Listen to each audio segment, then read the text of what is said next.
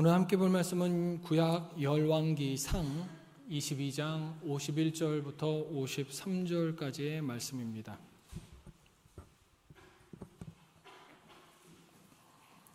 열왕기상 22장 51절부터 53절까지의 말씀으로 제가 가진 성경은 구약 559쪽에 있습니다. 열왕기상의 마지막 장 끝절입니다.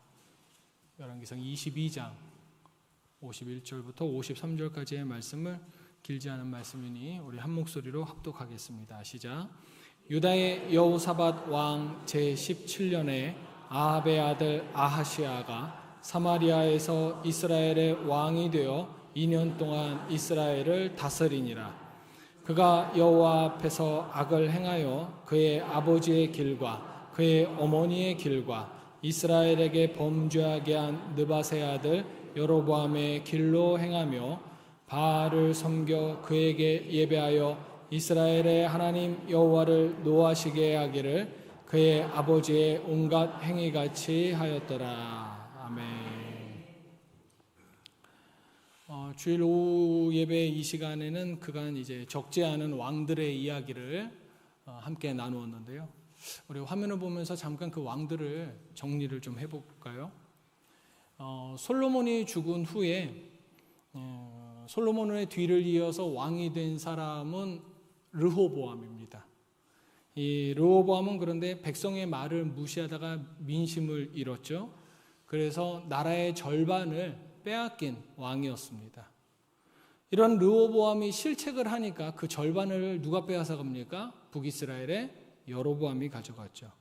이렇게 북이스라엘의 왕이 된 여로보암은 그런데 이도 실수를 합니다. 하나님을 믿고 따라야 되는데 하나님을 믿기보다는 이 나라 안에 금송아지를 세워가지고 자기의 정치적 입지를 강화하려고 하죠. 그 다음에 르호보암의 뒤를 이어서 남유다의 왕이 된 아비야를 보면요. 아비야는 3년이라는 짧은 통치 기간에 신앙적으로 온전한 모습을 보이지는 못했습니다. 하지만 전쟁이라는 큰 나라의 위기 앞에서 하나님을 진심으로 붙잡는 모습을 보여서 하나님의 구원을 얻었었고요. 그 아들 아사는 우상을 철폐합니다. 근데 우상을 철폐하는데 심지어 어디까지 우상을 철폐하냐면 자기의 엄마가 아세라를 섬기고 있다 보니까 엄마를 왕후의 자리에서 폐위시키기까지 우상을 철폐하는 아주 철저한 모습을 보임으로 장수하면서 나라를 다스리죠. 옆에 보시면은 북이스라엘의 왕들이 3명, 4명이 지나가는 동안 아사 혼자 남유다를 길게 다스리는 모습을 볼 수가 있을 겁니다. 한편 다시 북이스라엘로 돌아가면 이제 나답 왕인데요. 북이스라엘은 왕권 다툼으로 왕의 자리가 이제 여러 차례 바뀌게 됩니다. 여로보암의 아들인 나답은 왕의 자리에 2년 동안 있었는데 이 2년 동안 금송아지 제사를 그대로 아버지를 그대로 답습을 해요. 그러다가 자기의 신하인 바아사라는 신하에 의해서 살해당합니다. 바아사는 자신이 죽인 이 나답 가문, 이제 자신이 섬기던 왕이었지 않습니까? 이 왕과 그의 가문을 몰살시키는 잔인함을 저질러요. 아이들까지도 다 죽여버려요. 그래서 하나님으로부터 저주를 받았고 이 하나님으로 받은 저주는 그 아들 엘라에 대해서 이루어지게 됩니다. 근데 이 엘라도 좀 특이했었던 것이 왕으로서는 해서는 안 되는 성경이 결코 금지하고 있는 그 술에 취해 있지 말라고 했는데 늘 술에 취해 있었던 왕이고 자신이 신하인 시므리한테 살해당할 때도 술에 취해서 죽는 그런 결말을 맞이하게 됩니다. 그런데 이제 왕을 이렇게 해서 또 죽였었던 시므리는 겨우 7일 동안 왕의 자리에 있었던 아주 짧은 왕이었었고요. 이 군사령관이었던 당시 군사령관이었던 오므리가 이 시므리의 반란을 진압하고 오므리 왕조를 활짝 열어 제낍니다. 오므리는 대단히 뛰어난 능력을 가진 왕이었어요. 그래서 나라는 아주 크게 번성했지만 하나님은 그를 그저 악인이라고만 칭하는 모습을 보이게 됩니다. 하나님을 섬기지 않았기 때문에 그래요. 그리고 그 오므리의 아들 아합 역시 나라는 참 잘 반전시켰지만 우리가 너무나도 잘 알고 있다시피 이세벨과의 결혼을 통해서 나라는 더욱더 우상 숭배로 빠져들게 되죠. 아합은 결국 하나님이 무려 3번이나 죽음을 예언하시면서 경고하셨는데도 끝끝내 돌아오지 않다가 결국 전쟁 중에 전사하고 맙니다. 그리고 이제 아합의 두 아들 아하시야와 요람의 이야기로 오늘 이어가 보도록 하겠습니다. 전쟁에 나간 아합이 예상치 못하게 죽었지 않습니까? 전쟁에서 죽었다는 것은 뭐 예상할 수 있는 상황이 아니니까요. 그래서 급히 아합의 아들인 아하시야가 왕의 자리에 오르게 됩니다. 급작스럽게 왕의 자리에 앉기는 했어도 그래도 새로운 왕이잖아요. 뭔가 새롭게 시작하면은 나라도 어떻게든지 변화될 것 같고 그런 바램도 있고, 그래서 이 아하시야는 새로운 왕이 되다 보니까 자신이 그 나라와 또한 하나님에 대한 신앙을 새롭게 할 수 있었는데, 아하시야가 선택한 길은 새로운 신앙의 길이 아니라 아버지였던 아합이 걸은 그 타락을 연장하는 그런 길을 걷게 됩니다. 본문 52절은요, 아하시야가 선택한 길을 아주 명확하게 잘 보여주고 있는데요. 한번 제가 읽어보겠습니다. 그가 여호와 앞에서 악을 행하여 그의 아버지의 길과 그의 어머니의 길과 이스라엘에게 범죄한 느밧의 아들 여로보암의 길로 행하며 라고 되어 있어요. 아버지 아합이 등장하고요, 어머니 이세벨이 등장하고요, 뭐 직접적인 조상은 아니지만 이 북이스라엘의 금송아지 제사를 가져온 여로보암까지 언급하면서 확실하게 이 아하시야라는 인물은 하나님과 가까운 인물이 아니다라는 것을 성경이 선포하고 있습니다. 이 한 줄로 아하시야의 영적 상태는 이미 설명 다 한 겁니다. 아하시야의 한 에피소드가 있습니다. 어느 날 아하시야가 왕궁의 테라스에 있다가 그만 떨어져서 중상을 입습니다. 뭐 2층에서 떨어져도 잘못 떨어지면 크게 다칠 거 아니겠습니까? 왕궁 테라스니까 뭐 그 높이가 낮지는 않았겠죠. 어쨌든 높은 데서 떨어졌으니까 왕이 받은 그 충격이 어마어마했을 겁니다. 오늘날 우리야 뭐 외과 수술이라도 있었지만 옛날에 그런 게 있었겠습니까? 아마 생사를 오가는 상황에 처했었던 것 같아요. 그래서 아하시야가 정신을 차리고 신하를 불러서 이렇게 말을 합니다. 열왕기하 1장 2절에 가서 에그론의 신 바알세부에게 이 병이 낫겠냐 물어보라. 내가 이 병상에서 다시 일어나서 왕의 자리에 제대로 앉을 수 있겠냐라고 물어보라는 거죠. 근데 여러분, 왜 자기 병을 지금 하나님께 묻는 것이 아니라 바알세부에게 묻습니까? 아합과 이세벨과 여로보암의 길을 따른 사람답게 하나님은 자신의 안중에도 없었던 겁니다. 사실 아무리 이 북이스라엘 안에 바알과 아세라가 판을 쳐도 그래도 북이스라엘의 공식적인 종교는 여호와 신앙이었어요. 그래서 아하시야는 언제든지 하나님께 제사할 수 있는 제사장들을 부르고 그들과 함께 하나님께 제사 지낼 수 있었던 사람이거든요. 근데 그럼에도 불구하고 아하시야는 지금 이 절체절명의 순간에 누구를 부르라는 겁니까? 바알세부백에 자신의 병이 나을 건지를 물어보라는 겁니다. 그러자 하나님께서 이 소식을 듣고서 엘리야를 보내십니다. 네, 우리가 잘 아는 그 엘리야, 그 놀라운 엘리야가 여기 있었어요.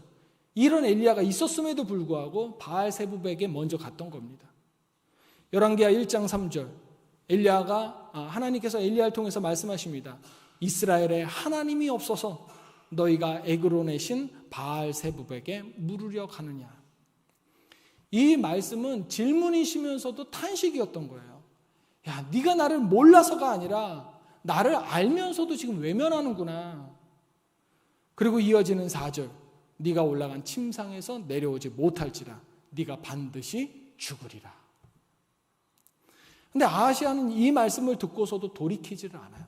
죽을 거라는 그런 경고를 받고서도 돌이키질 않아요. 오히려요, 이 말씀을 전한 엘리야를 잡으려고 군대를 보내요. 잡아서 족치려고. 회개보다 왕의 자존심을 택한 거죠. 네가 감히 왕의 죽음을 말해?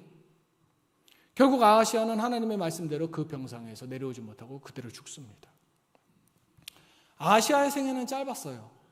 하지만 그가 갖고 있었던 영적인 병은 짧은 생애와는 달리 매우 깊었었던 겁니다. 몸이 아픈 게 문제가 아니라 하나님 없는 마음이 본인에게 치명적이었었던 거죠. 문제는 이게 우리의 이야기, 그것도 흔히 저지를 수 있는 우리의 이야기가 될 수 있다는 겁니다. 여러분, 우리가 우상숭배라고 하니까 마치 우리가 하루아침에 산속 절에 가는 개종을 생각하실 수도 있겠는데, 성경이 일관되게 말하는 우상숭배는 내 마음을 가장 많이 차지하고 있는 것이 하나님이 아니면 그것이 곧 우상숭배다라고 말을 해요. 하나님보다 내 마음 가운데 뭔가가 앞선 것이 있으면 그게 우상숭배라고요. 돈이 위험하다라고 하는데, 돈이 위험한 이유는 이 세상에서 뭐든지 다 가질 수 있을 것 같잖아요, 돈이요. 그 돈을 벌기 위해서 하나님과 하나님의 정의와 하나님을 향한 신뢰를 자기 삶에서 밀어버리니까 문제라는 겁니다.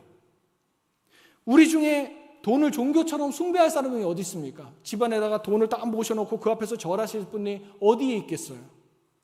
그러나 그 돈을 벌기 위해서 주일에 예배를 떼어먹고, 돈을 벌기 위해서 누군가가 고통받을 것을 알면서 일종의 갑질을 하고, 돈을 벌기 위해서 하루 중에 하나님보다 돈벌이 방법을 더 많이 생각한다면 우리는 우상숭배하는 겁니다.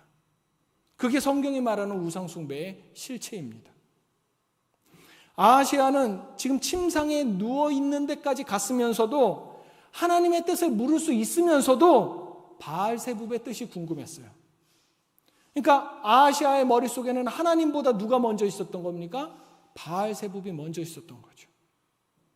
여호와 신앙을 공식적인 종교로 하는 북이스라엘의 왕의 머릿속에, 마음 가운데 바알세붑이 여호와보다 더 친근하게 자리 잡고 있었다라는 것은 그 부모인 아합과 이세벨, 그들과 다를 바가 없었던 것이죠. 그렇기 때문에 여러분, 지금 내 마음을 가득 채운 것이 무엇인지 진짜로 잘 살펴봐야 합니다. 하나님을 믿는다는 내 삶의 행위만 보고 안심하지 말고, 일주일에 한 번 혹은 두 번 새벽 예배에 나와서 기도하고 예배한다는 것에 안심하지 말고, 진짜 내가 초점을 맞추고 있는 게 뭔가 하는 신앙적인 성찰이 우리들에게는 꼭 필요하다는 겁니다. 돈이 가장 흔한 우상처럼 보이지만요, 누군가에게는요 권력과 지위가 최대 관심일 수 있습니다. 누군가는요 사람 관계를 많이 쌓는 것, 인맥, 내 전화번호에 몇 명의 전화번호가 저장되어 있는지가 자랑일 수도 있고요.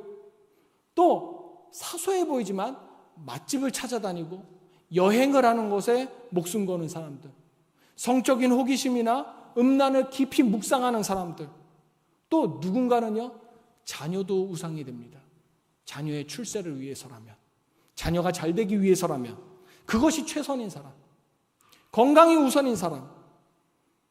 여러분, 우리 주변에는요 나를 장악하고자 하려고 하는 것 투성입니다. 내가 정신줄 살짝만 놓고 있으면 엄청나게 많은 것들이 우리 안으로 들어옵니다. 먹고 살기 위해서 돈도 가질 수 있고 여행도 할 수 있죠. 직장이나 사업 잘 되면서 내 지위도 올라갈 수 있죠. 자녀가 나한테 있는데 왜 자녀한테 관심을 가지면 안 되겠습니까? 당연히 할 수 있습니다. 그러나 분명한 것은 그게 하나님을 넘어서면 안 된다는 겁니다. 하나님을 넘어서면 안 돼요. 아하시아는 자기의 생명이 위협을 느끼는 중에도 바알세붑에 대한 마음이 이미 하나님을 넘어서 있었던 거예요. 자, 이제 이렇게 아하시아가 가버립니다.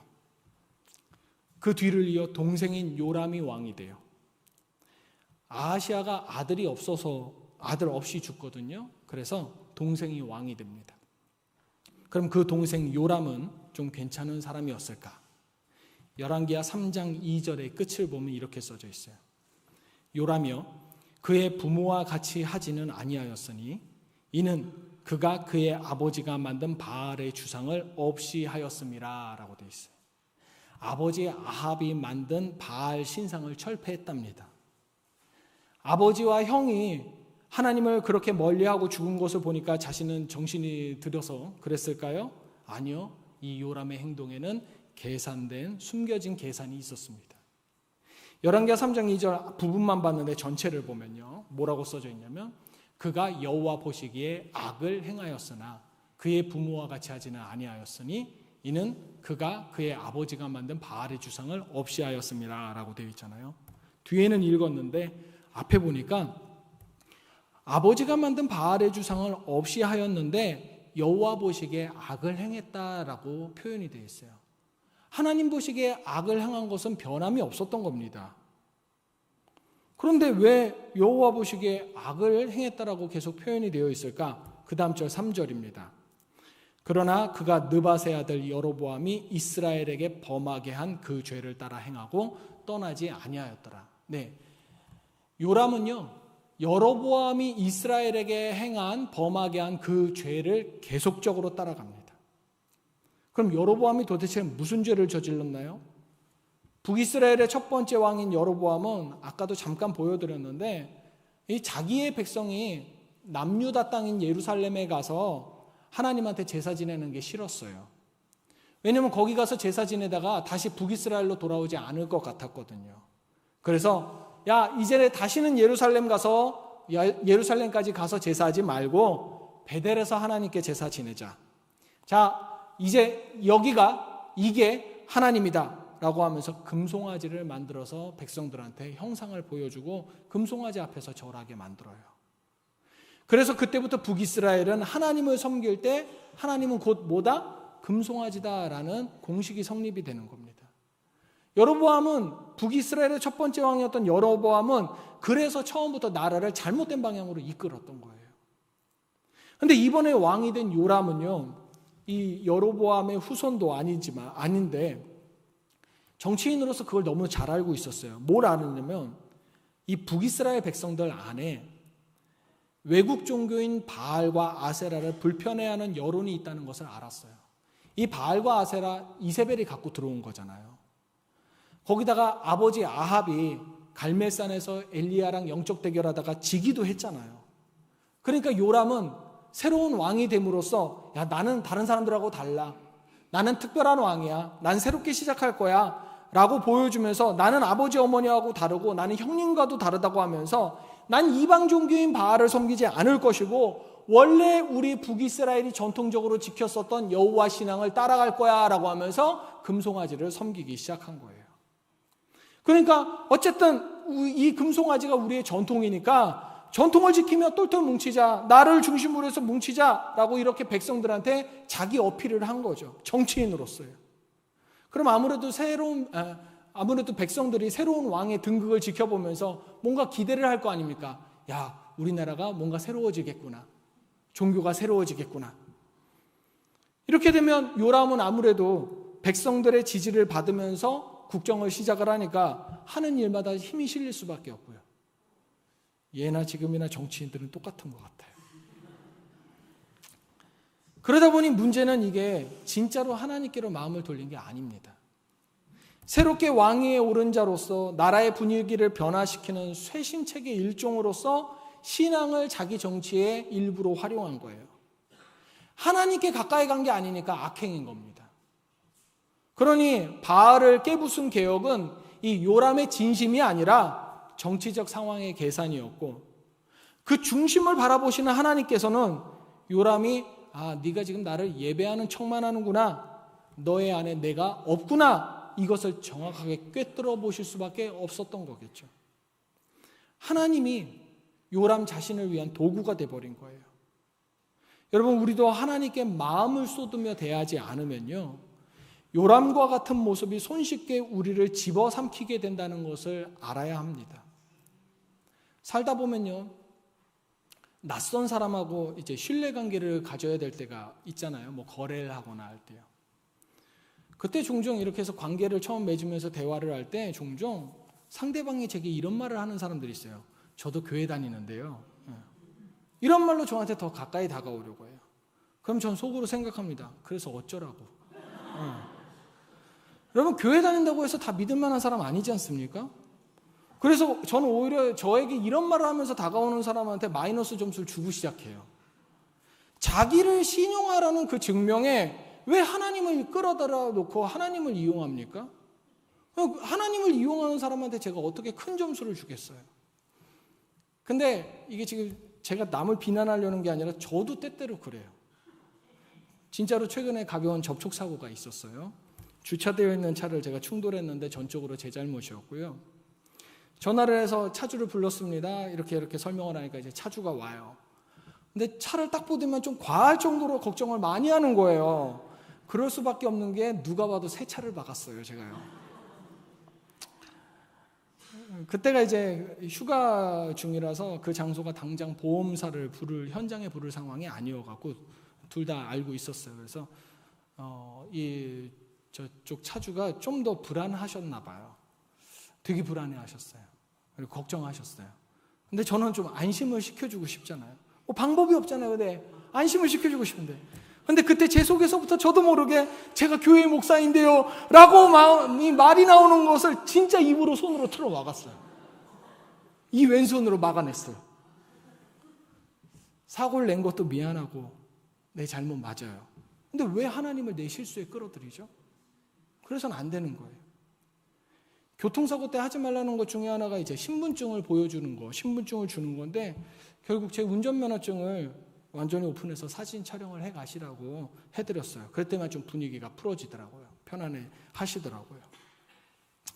뭐 이 사고와 관련해서 개인적인 숙제가 아직 남아는 있습니다만 어쨌든 제가 하나님의 일을 할 때 하나님의 도우심을 구하며 하나님의 능력과 하나님의 이름을 끌어다 쓰는 건 맞습니다. 하나님의 일을 할 때인데요.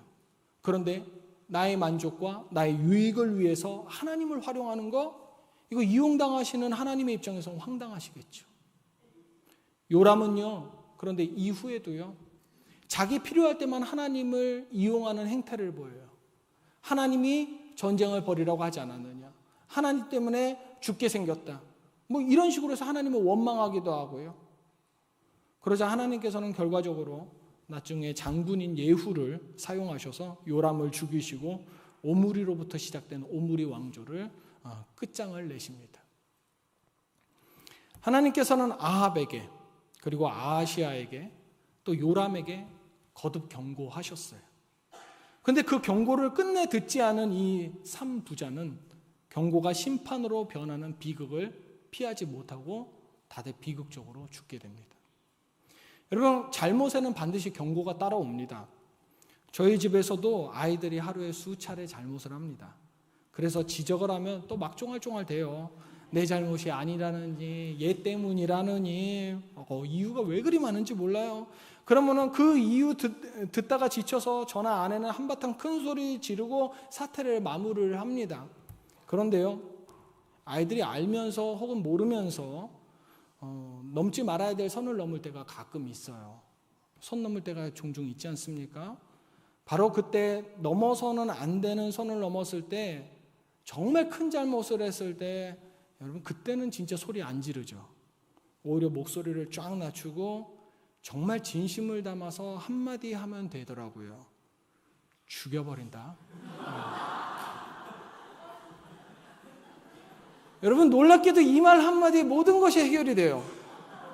굳이 불러다가 놓고 네가 어디서 잘못을 했는지 왜 이것이 문제인지 앞으로는 절대 그러지 않아야 된다 이거 말 안 해도 돼요. 아빠의 살기가 듬뿍 담겨있는 생생한 경고 한마디만 들으면요 자신들이 무엇을 잘못했는지 지금 자신들이 처한 상황이 위태하다는 거 그리고 앞으로 그랬다가는 뼈도 못 추릴 거라는 것까지 다 알아먹어요. 스스로 생각해내게 만들어요. 어떨 땐 시키지도 않았는데 반성문까지 써오더라고요. 이번 주에도 아빠의 화를 돋구었지만 이렇게 우리 집의 가장으로서 책임지는 우리 아빠, 멋있는 아빠. 우리 아이들 나중에 사회생활 잘할 것 같아요. 하나님도요, 아합, 아하시아, 요람에게 수차례 죽음을 경고했어요. 그런데 죽여버린다는 말이 진짜 죽이겠다라는 말 아니지 않습니까? 너 마지막까지 왔다라는 경고잖아요. 우리 애들도 알아들어 먹는 것을 이 3부자가 못 알아듣는 거예요.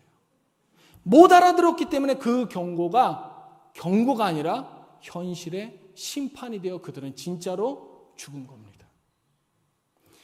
이 심각한 경고를 진심으로 받아들이지 못하는 데는 사실 이유가 있습니다. 잘못해도 괜찮거든요. 내가 잘못을 저질렀는데도 어떤 불이익도 생기지 않는 것 같아요. 돈 벌려고 주일에 가게 문을 열었는데 오히려 더 잘 벌려. 주일밖에 시간이 없어서 되도록 주일을 끼고 놀러 다녀. 대학을 위해서 주일에도 꼬박꼬박 학원 나갔더니 성적이 오히려 올랐어. 괜찮잖아요.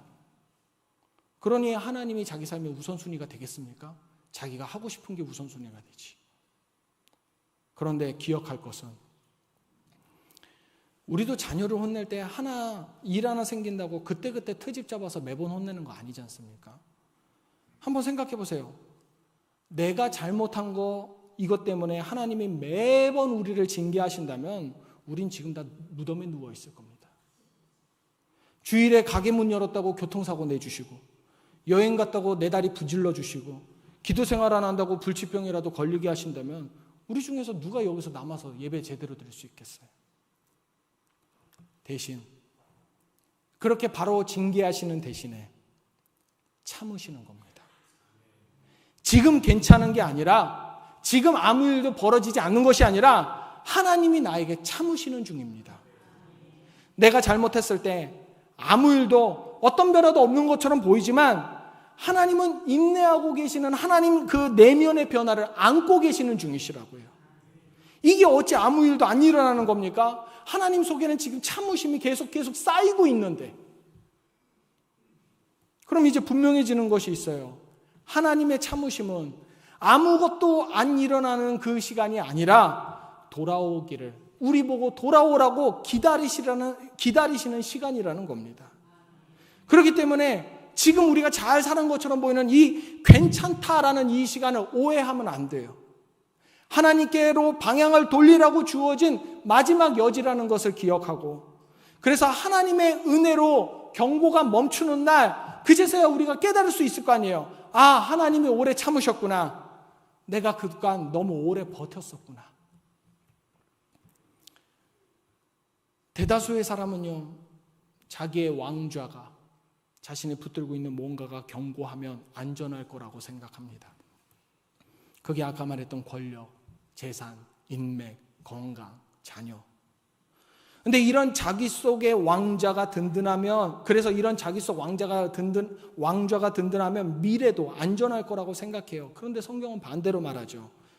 이사야 40장 8절에 풀은 마르고 꽃은 시드나. 예, 풀, 꽃, 이 세상의 모든 것들은 계절이 변함과 더불어 다 변해요. 다 망할 수 있어요. 하지만 오직 변하지 않는 건 뭡니까?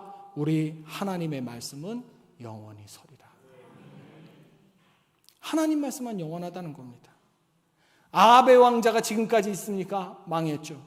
아시아는 그랬습니까? 아시아가 누웠던 침상 일어나지 못했잖아요.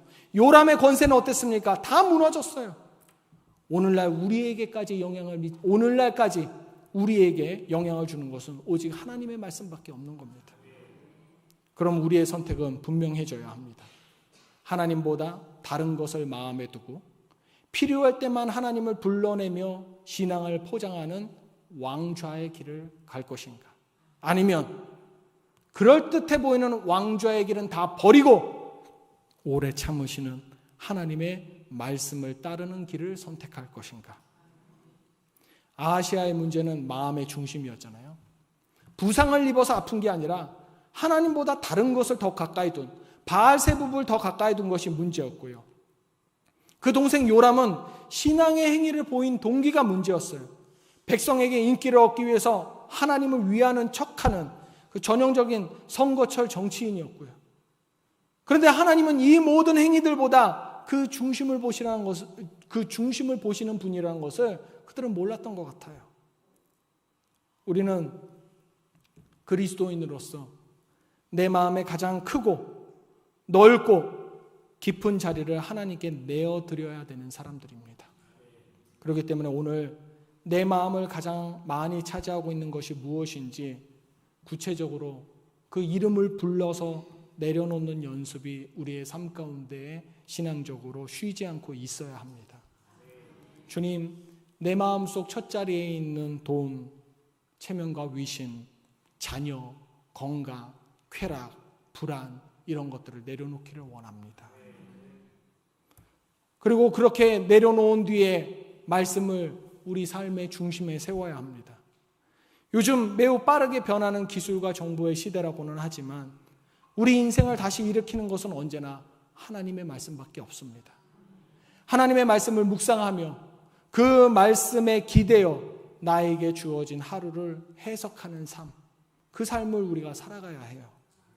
그러다 보면 내가 하나님을 더 이상 이용의 대상으로 보지 않게 됩니다.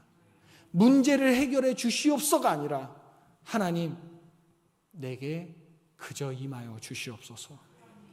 시편 105편 4절에도 그러잖아요. 여호와와 그의 능력을 구할지어다.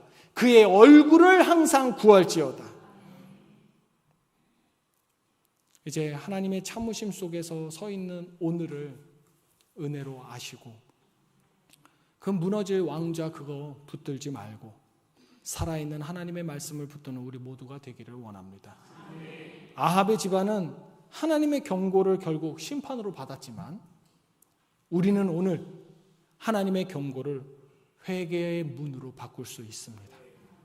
왕좌가 아니라 말씀을 붙드는 가운데 주님의 참으심 안에서 오늘 돌이키는 이 시간 예배자들 되시기를 주님의 이름으로 축원합니다. 기도하겠습니다. 하나님, 왕들은 바뀌고 시대는 변하지만 하나님 말씀은 무너지지 않고 오늘 우리에게까지 살아있음을 보게 하심에 감사합니다. 그리고 그 말씀에 우리의 삶을 비춰봅니다. 주님, 우린 때론 아하시아처럼 하나님보다 다른 것을 더 위하느라 마음의 중심을 잃기도 하고 또 요람처럼 겉으로는 신앙인처럼 보이지만 속으로는 나의 유익을 위해 하나님을 이용하기도 합니다. 오늘 말씀으로 인해 내 삶을 비춰보는 가운데 우리 안 마음을 비우게 하여 주시옵고 하나님을 이용하려는 얄팍한 신앙에서 돌아서게 하여 주시옵소서. 이제 우리의 시선이 무너지지 않을 것처럼 보이는 이 세상 그 헛된 왕좌를 향하기보다 지금도 그리고 앞으로도 역사하실 살아있는 말씀을 주목하게 하여 주시옵고 내가 하나님의 오래 참으심 위에 서 있다라는 것을 긴장하고 깨달으며 하나님의 오래 참으심이 헛되지 않도록 회개의 문으로 삼게 하여 주시옵소서. 모래성같이 무너질 왕자가 아닌 말씀을 붙들겠다는 그 결단, 하나님을 이용하는 것이 아니라 경배하겠다라는 결단의 마음을 받아주시고 우리 인생이 이 자세로 꾸준할 수 있도록 인도하여 주시옵소서. 예수님의 이름으로 기도합니다. 아멘.